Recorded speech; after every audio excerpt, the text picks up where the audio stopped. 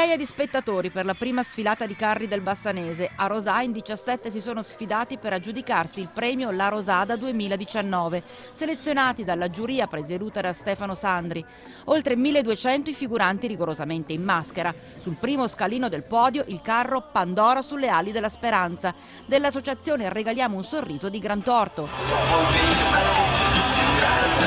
Secondo posto, In gioco c'è la vita, con i Tira para urta e ridi di Sant'Anna di Rosà.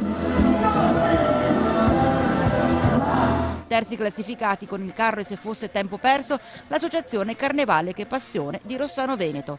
La manifestazione, promossa e organizzata dalla Proloco di Rosà con la collaborazione del comune, è stato un successo garantito anche dalla suggestione della sfilata in notturna che ha coinvolto piccoli e famiglie.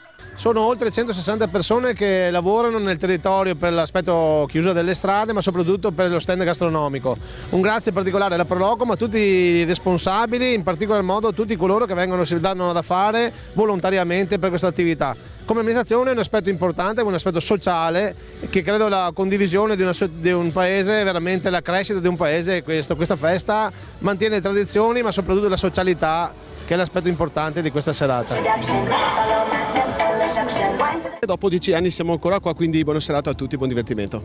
Grazie. Quest'anno una giuria particolarissima, vero? Sì, lo lascerei dire alla nostra segretaria. Certo. Quest'anno abbiamo coinvolto i quartieri di Rosà perché Proloco e quartieri sono un'unica cosa. Ci serve appunto avere la collaborazione viva di tutta Rosà per rendere bella una manifestazione.